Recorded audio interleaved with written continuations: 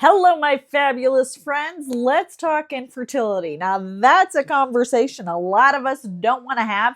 In fact, a lot of us get really, it feels weird and we get awkward. And I know this because my name is Kathy Riley. I'm a communication strategist and I went through infertility 4 years. In fact, January of this year, January will be 21 years since my husband and I made the courageous decision to do in vitro.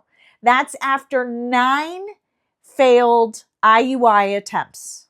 And that's a whole other story. So we're not going to get into what that looks like.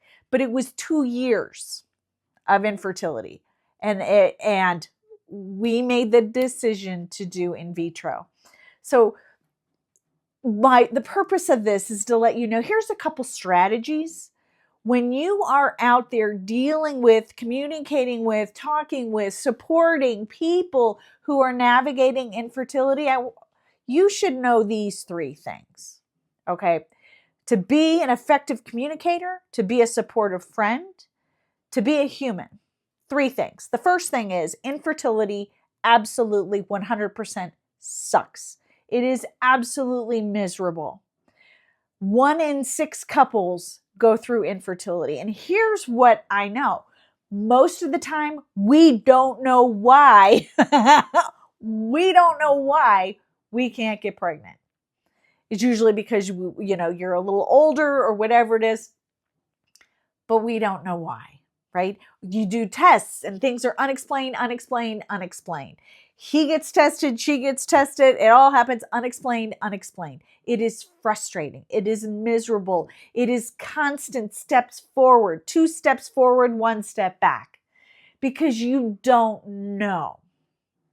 It is absolutely 100% frustrating. It's anxiety. You think about it morning, noon, and night. You are obsessed with it because you have to be as you navigate food and medicine and nutrition and exercise and movement, and you can do this, but you can't do that, and you're constantly thinking about it. You're on the struggle bus. Going through infertility means you are on the struggle bus. So have grace for people who are going through that.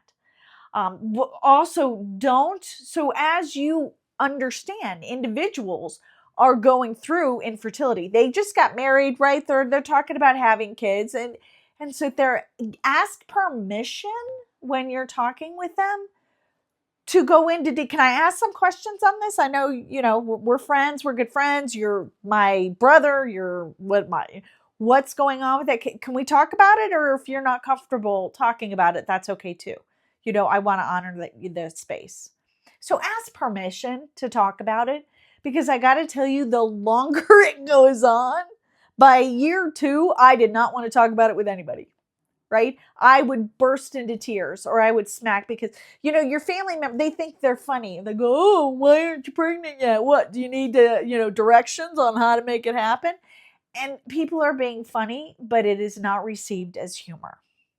So ask permission to have that conversation with anybody going through infertility, and honor their response. If they don't want to talk about it, give them space. I'm here when you're ready to talk about it, right? And it's not a joke. It is not a joke. And then know that when you are in a conversation and somebody's like, yeah, I went through infertility. No, I only have 1 child. I have 2 in heaven. They're like, oh, you only have 1? And I'm like, well, I only have 1 here. I have 2 in heaven. And people don't know what to do. They're like, a great response is, oh, that must have been difficult. That means as a human, I'm seen, I'm heard, I'm understood. If someone's going through infertility now, oh, that must be so difficult. That's all we want as humans, honestly, is to be seen, heard, and understood. So when it comes to infertility, it's not a joke. Use these strategies, right? Give people grace, give them space, ask permission to have a conversation. And right, a great response when you don't know what to say is, That must have been difficult, because you're saying, I see you. I get you. And for those of you right now listening to this that are going through infertility, that must be difficult, because I see you. I get you. I was you.